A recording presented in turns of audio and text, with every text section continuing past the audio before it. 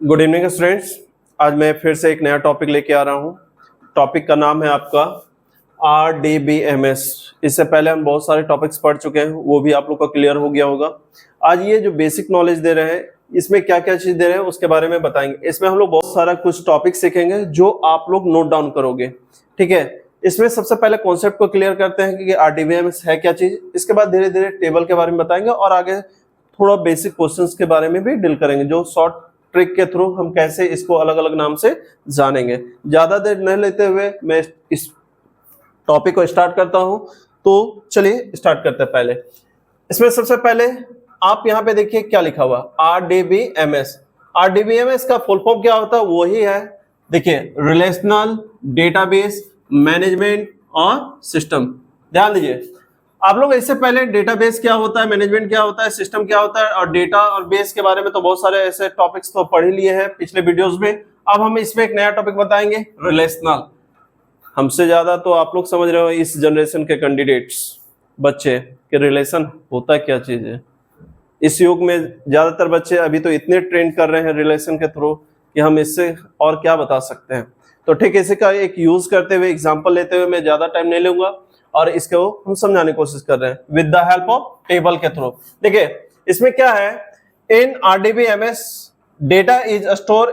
अब डेटा क्या है वो तो आपको तो पता है। डेटा स्टोर किस में हमको करना है, एक रो में करना और कॉलम में करना है। तो रो और कॉलम मिलके ही ना टेबल आपका क्रिएट होता है। देखिए ध्यान से, ये आपका रो और ये आपका कॉलम।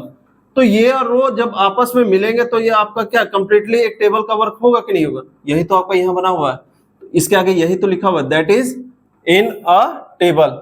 तो ये डेटा किस फॉर्म में स्टोर होता है, रो और कॉलम फॉर्म में, तभी तो जाके बनता है टेबल। अब टेबल बना तो ये आगे से हम लोग बॉर्डर लगा देंगे तो एक टेबल बना, सेम तो यही है। इसमें रो किसे कहते हैं, ये आपका रो है ना, और ये आपका कॉलम है। जैसे ये आपका कॉलम है, जैसे 0 1 2 3 4 एंड 5, ये आपका क्या हो गया, कॉलम। कॉलम्स बोलते हैं कि कोई एक से ज्यादा है, ये आपका क्या है, रो है। 1 2 3, ये आपका क्या बन जाएगा, रोज। बात समझ आ रहा है। अब इसको एक शॉर्ट ट्रिक के थ्रू हम बता दे रहे हैं, ध्यान से देखिएगा। आप लोग इससे पहले बहुत जगह पे देखेंगे कि कोई भी बच्चा को स्कूल में हो या फिर कहीं पे भी अगर कोई पूछ देता है कि रो किसे कहते हैं, कॉलम किसे कहते हैं, ये तो चलिए आप लोग बता देते हैं। लेकिन अगर एक टेबल फॉर्म में बना हुआ है, अगर उसमें अगर आप लोग से पूछ दे कि इसमें से बताओ बच्चों, मान लीजिए हम यही क्वेश्चन को हटा देते हैं, ये जो अभी टेबल बना है इसको हटा दे रहे हैं, सिंपल सा हटा दे रहे हैं, लीजिए मिटा दे रहे हैं पूरा, ठीक है। इसको चलिए पूरा मिटा दे रहे हैं ध्यान से। अब मिटा देने के बाद अब इसको ध्यान से देखिए, अगर हम इसी में पूछ देंगे कि कौन सा रो है कौन सा कॉलम है, तो एक सेकंड के लिए सारे बच्चे बोलेंगे सर ये रो है, सर ये रो है, फिर बोलेंगे सर नहीं नहीं नहीं नहीं यही रो है। आपस में ही कंफ्यूजन हो जाते हैं। तो ज्यादा आप लोग को कंफ्यूजन करने की जरूरत नहीं है। ध्यान से देखिए, एक वर्ड याद रखिए, क्या, सिंपल टी याद रखेंगे। क्या याद रखेंगे, टी। ध्यान दीजिए, अगर हम सिंपल सा और एक यहाँ पे हम टी लिख रहे हैं, ध्यान दीजिए, एक टी और ये मान लीजिए टी, ठीक है। Once again repeat the same, या तो सिंपल टी याद रखिए या तो डबल टी याद रखिए। एक यहाँ टी लिखे, एक ऊपर में टी लिखे। अगर ये भी नहीं आ रहा है या तो एक सिंपल टी भी याद रख लीजिए, जैसा आपको अच्छा लगता है वो। ये जो टी लिखे हैं इसका ऊपर वाला लाइन आपका रो कहलाएगा। देखिए ध्यान से, ये मेरा रो है ये रो। अब देखिए ध्यान से, ये मेरा कॉलम है, ये देखिए ये मेरा कॉलम है, ये मेरा कॉलम है, ये मेरा कॉलम है। अब आपको समझ में आ रहा है या नहीं आ रहा, ध्यान से देखिए। हम क्या किया, सिंपल सा एक वर्ड लिखे, क्या, टी। तो इसी से तो आपको समझ में आ रहा है कि ये मेरा रो है और ये आपका कॉलम है। नहीं तो आप संडे के दिन तो आप सैलून तो जाते ही होंगे, बार्बर के यहाँ पे जब जाते हो तो दाढ़ी या तो बाल कटाते ही होंगे, तो उस समय आप बोलते हैं कि सर मेरा कॉलम सेट कर दीजिए। तो कॉलम क्या है, ये भी तो आप सेट कर सकते हैं, ये भी तो आपका कॉलम है, इसे भी आप याद रख सकते हैं। सेकंड, कॉलम जब पता चल जाता है तो रो ऑटोमेटिक निकल जाता है, क्योंकि आपको अगर एक चीज पता चल गया तो दूसरा ऑटोमेटिक नहीं निकलेगा। अब नेक्स्ट, आप लोग जब घर बनते हुए देखते होंगे तो उस समय भी होता है कि रो और कॉलम में भी कंफ्यूजन होता है, तो उसको आप शॉर्ट ट्रिक से समझ सकते हैं।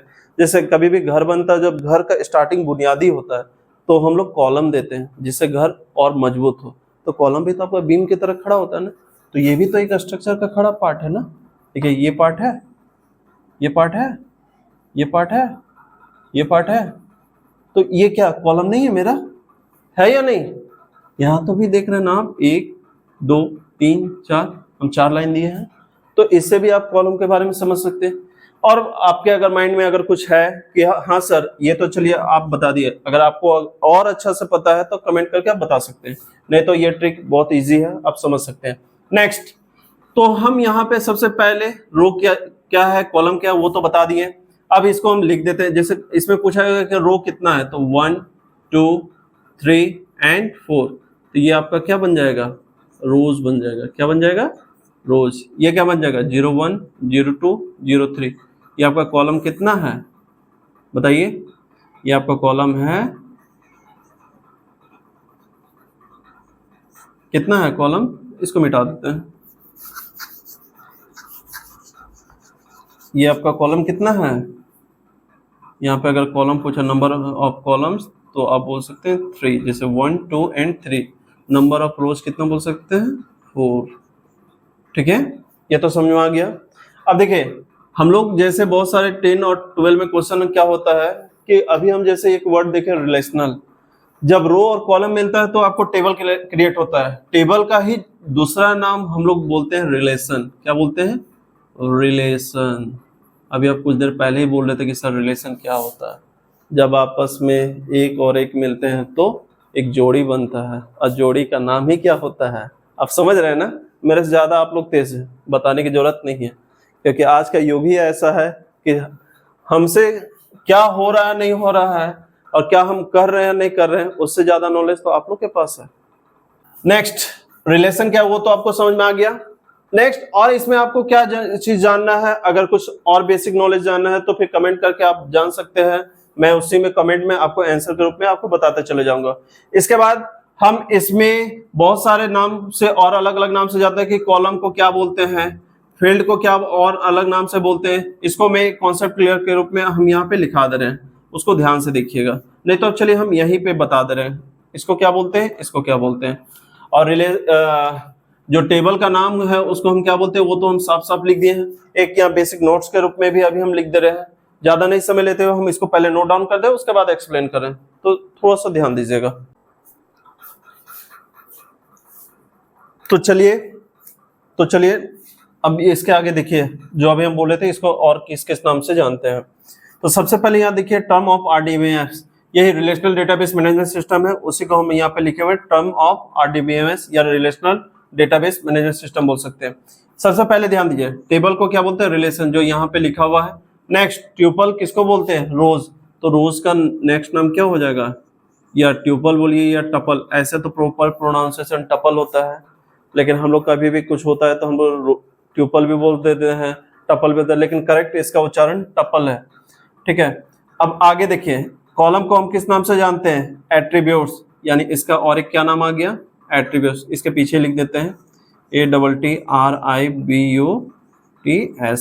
आप इसको इस नाम से भी जानते हैं, FIELDS, फील्ड्स नाम से भी जान सकते हैं।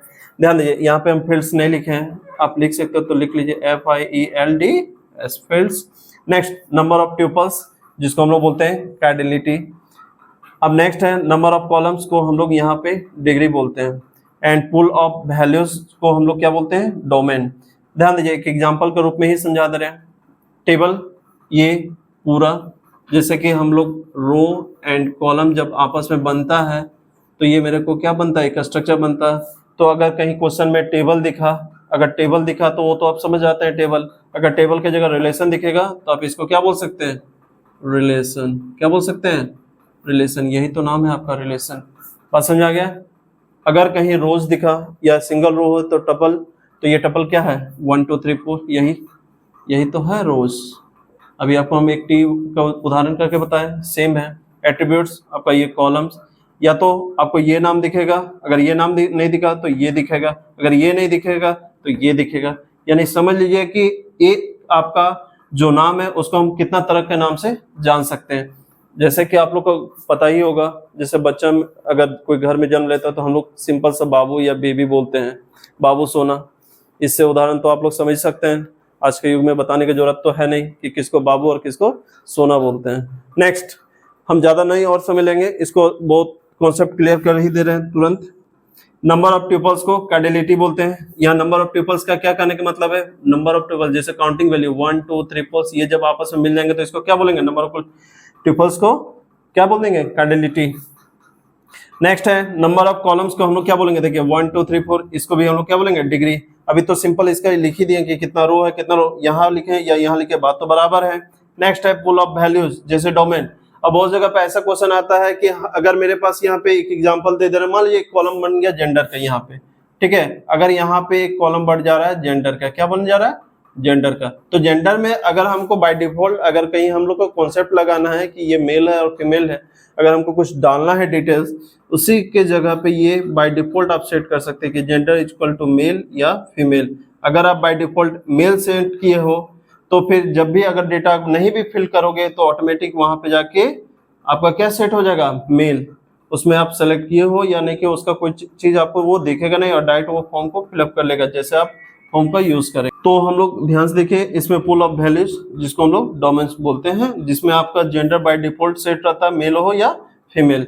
यही है आज का पूरा कॉन्सेप्ट। रिलेशन से स्टार्ट किया और इसका टर्म ऑफ डीबीएमएस का जो कंडीशन पहले पढ़े थे उसी का यूज करते हुए हम इसको रिलेशन के थ्रू आपको सारा वर्क बताएं।